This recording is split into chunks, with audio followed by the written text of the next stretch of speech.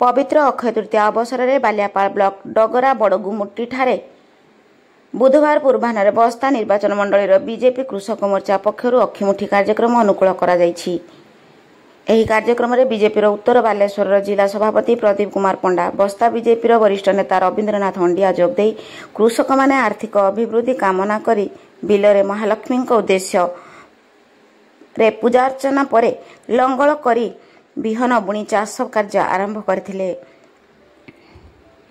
अन्यमानक मध्य जिला महिला मोर्चार साधारण संपादिका मालती नायक कालीपदा पंडा सभापति देवेंद्र पिला समाजसेवी गणपति दास कृष्ण दत्त प्रदीप कर पुरुषोत्तम पात्र प्रमुख जोग देथिले। एही अवसर में 2 जण सफल चाषी डगरा हरिपद दास चौमुख रंजन बेहेरा प्रमुख को सम्मानित करा जायतिला। एही कार्यक्रम में बहु कृषक उपस्थित थिले।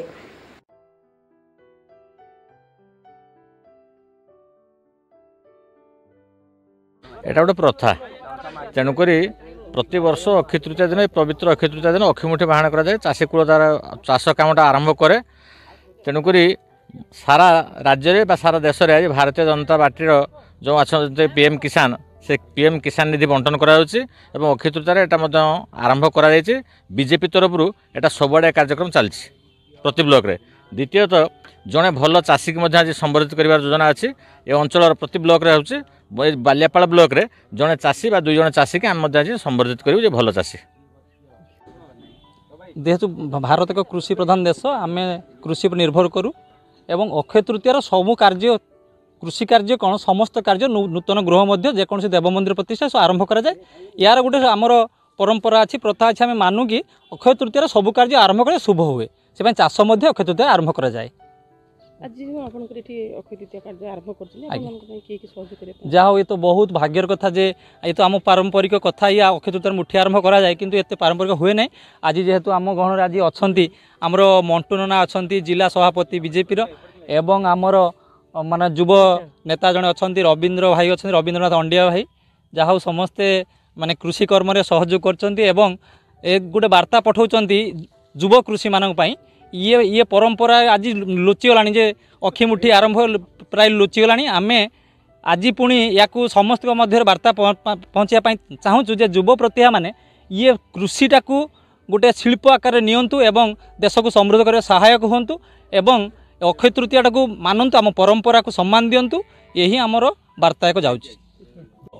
भारतीय संस्कृति रे ओडिया संस्कृति रे अक्षय तृतीया दिन चाषी माने पवित्र माटीर पूजा करी अक्षय मुठी बुणती एवं चाष कार्य आरंभ करती। से परंपरा को भारतीय जनता पार्टी तरफ आज डगरा हरिपद भाई घरे तांको बाड़ी रे ये कार्यक्रम आयोजन करागला। एथिरे आज भूमि पूजा करी प्रथमे लंगल करी तापरे धान बिहन बुणा गला।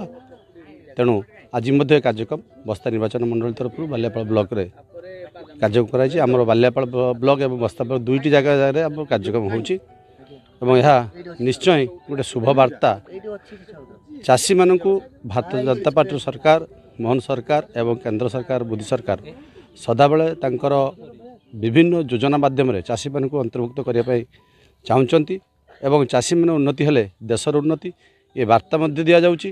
तेणु समस्त सचेतन करने सहित आम भारतीय जनता पार्टी चाषी मानू वार्ता दि जाऊँगी जे चाषी मैंने समस्त योजनार लाभ उठातु।